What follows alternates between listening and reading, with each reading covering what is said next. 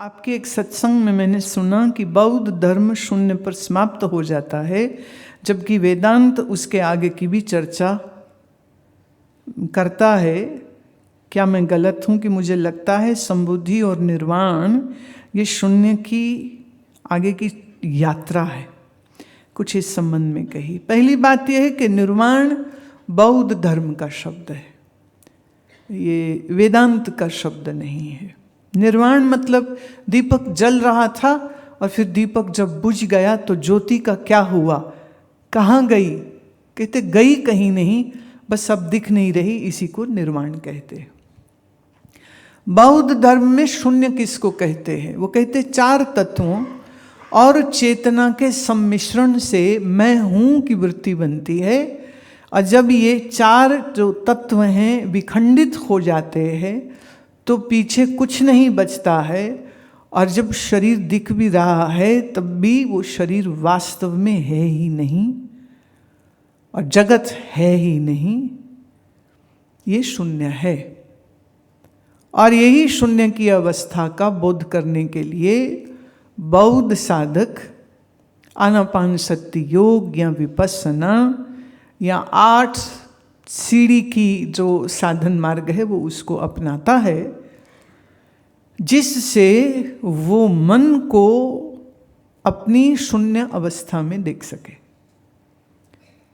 अब यह कि वहां देखने वाला कोई नहीं है, क्योंकि बौद्ध धर्म आत्मा को स्वीकार नहीं करते। चार तत्वों के जोड़ जुड़ते हैं तो मैं हूं है, और ये टूट जाते हैं तो मैं कहीं नहीं है। मन मरता नहीं है, यही मन अलग अलग शरीरों में कर्म अनुसार अपनी जीवन यात्रा को करता है, वेगों, वासनाओं, विषयों, इच्छाओं के इस कुचक्र में फंसा रहता है। और जब वो मन के आधार में क्या है ढूंढता है, और पदार्थ के आधार में क्या है जब ये ढूंढता है तो पाता है शून्य है। ये अंतिम उसकी अवस्था होती है। इसीलिए बुद्ध जब देह छोड़ते हैं तो हम ये नहीं कहते हैं कि वो मर गए, हम कहते हैं वो महानिर्वाण हो गया, महानिर्वाण हो गया। अब पुनः वो किसी देह में दिखेंगे नहीं। पर यह बात कहाँ तक सत्य है? बुद्ध स्वयं कहते हैं मुझसे पहले कई बुद्ध हो चुके, मेरे बाद भी कई बुद्ध होंगे, और अभी भी बहुत से मेरे शिष्य बुद्ध होने की यात्रा में हैं। यात्रा की संपूर्णता उस शून्यता में जाकर खत्म हो जाती है। वेदांत दर्शन यह कहता है यह शून्य है का जानने वाला कोई है या नहीं? अगर कोई जानने वाला नहीं तो ये कैसे जाना कि शून्य है? शून्य है माने अस्ति। तो ये कौन है जिसने जाना कि शून्य है? वो शून्य से अलग है तो जाना, और अगर वो शून्य से अलग नहीं तो किसने किसको जाना?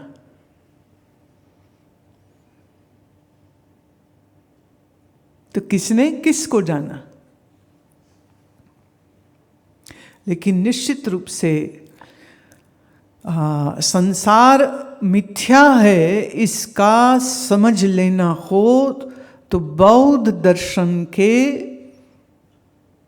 साथ बहुत अच्छे से और सरलता से इसको जाना जा सकता है। इसलिए मेरी दृष्टि में बौद्ध दर्शन और वेदांत में कोई विरोध नहीं है।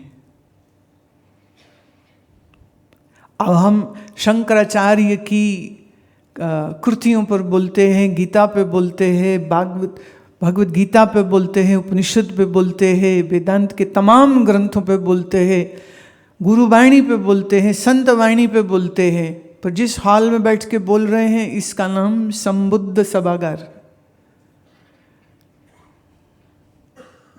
और ये भी याद रहे, विष्णु पुराण, भागवत पुराण बुद्ध को 23वां अवतार मानते हैं, क्योंकि इतनी विलक्षण प्रतिभा को आप नहीं कह सकते हो कि इनसे हमारा क्या लेना देना। तो ये कई जो बौद्ध चिढ़ते हैं कि हम हिंदू नहीं हैं, और कई हिंदू चिढ़ते हैं हम बौद्धों से अलग है, तो वो ठीक से ज्ञान से दृष्टि से वो देख नहीं रहे। ब्रह्म सत्यम जगत मिथ्या जीवो ब्रह्मैव न परः। ये जो जगत मिथ्या को समझने के लिए, अब जैसे नागार्जुन का जो शून्यवाद है, अगर वो ठीक से समझ लग जाए तो कितनी सरलता से आत्म साक्षात्कार की ओर वो बढ़ जाएगा। अब आप कहोगे क्या ये विरोध नहीं? बिल्कुल भी नहीं। जिस मिट्टी से घड़ा हुआ है उस घड़े के अंदर भी मिट्टी है। घड़ा है तो मिट्टी है, और घड़ा शून्य हो जाए तो भी, अब घड़ा तोड़ दिया, घड़ा नहीं है तो भी मिट्टी। तो घड़ा है, घड़ा बना था, अब घड़ा नहीं है। इस वाक्य में एक चीज कॉमन है। घड़ा जन्मा है, घड़ा दिखता है, घड़ा टूट गया है।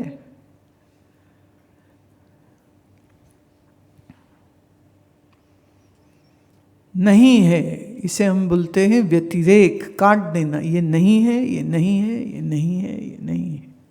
नाइति नाइति नाइति, ये वेदांत का बहुत अद्भुत अद्भुत ज्ञान है।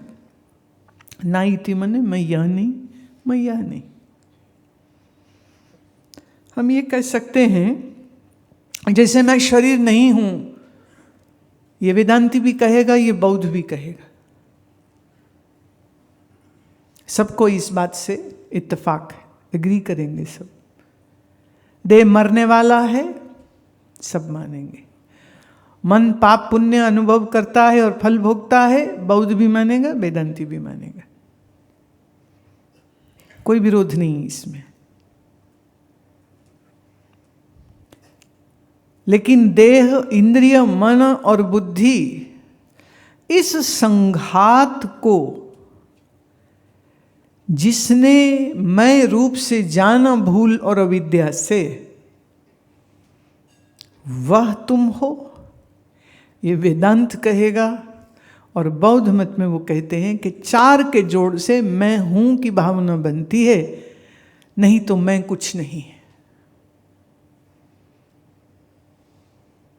पर मैं कुछ नहीं है। तो वेदांत कहता ये है क्या है, जरा इसको खोजो। अविद्या है, विद्या है, अज्ञान है, ज्ञान है के बगैर कुछ है? शून्य है, आत्मा है, आत्मा नहीं है, अनत्ता। बौद्ध धर्म में उससे बोलते अनत्ता। तो उसे है कहोगे कि नहीं कहोगे? इसलिए मैं बोलती हूं, जिस मंजिल पर जाकर के बौद्ध दर्शन रुक जाता है, वहीं से वेदांत शुरू हो जाता है। इसलिए दोनों में कोई विरोध नहीं। पूज्यपाद स्वामी अखंडानंद सरस्वती जी ने ये बात बताई थी। वो कहते हैं कि नागार्जुन के शून्यवाद से उत्तम और कोई चीज हो नहीं सकती। जितनी डिटेल से, विस्तार से उन्होंने इस विषय को स्पष्ट किया है, उस विषय को स्पष्ट कर लेने के बाद बाकी क्या बचता है? वो आत्म साक्षात्कार के अलावा और कुछ बचता ही नहीं है। पर बौद्ध की दृष्टि से जिसको वो शून्य कह रहा है कि अब कुछ कहा नहीं जा सकता है। वेदांत भी एक पॉइंट ऐसा आता है जहां जाके वेदांत भी कहता है अनिर्वचनीय, अब कुछ कहा नहीं जा सकता।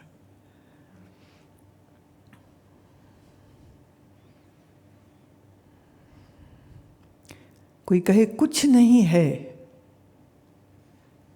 तो इसको देखने के दो तरीके। एक, स्ट्रेस दीजिए कुछ नहीं है, गौण हो गया। और एक ने कहा कुछ नहीं को गौण कर दो तो कुछ नहीं है।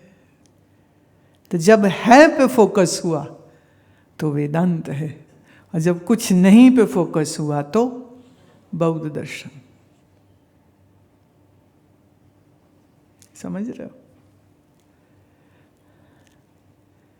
अब ये जो कंपैरेटिव बौद्ध और वेदांत की जो चर्चा है ना, ये अभी ये हम वो बात बोल रहे हैं कि जो पीएचडी के स्टूडेंट को भी कई बार समझ नहीं आती है, कि वो भी घूमते रह जाते हैं। क्या फर्क है? बस ये है कि वेदांत को किसी लाइब्रेरी में बैठ के अपने आप किताबों से नहीं पढ़ा जाता है। उसकी पद्धति, उसका तरीका ये है, श्रोत्रिय ब्रह्मनिष्ठ गुरु के चरणों में वैराग्यपूर्ण होके बैठने से, श्रवण करने से, साधन पूर्ण हो करके, सत्वगुणी अंतःकरण रख करके इसको समझा जा सकता है, नहीं तो ये समझा नहीं जाएगा। Anything else can be done or learnt at a distance, but not Vedanta. For Vedanta, you have to have a heart-to-heart communion and communication with the Master, where you learn through not just words, but the presence of the Master, and so much is transmitted through silence. Words are too important to pack up the divine knowledge into it. Words are just oars, just like milestones to give you pointers to the direction. So Vedanta is not a matter of to be studied in a boring library and sitting with the Upanishad in your hand and reading and then saying, oh, now I have understood Vedanta.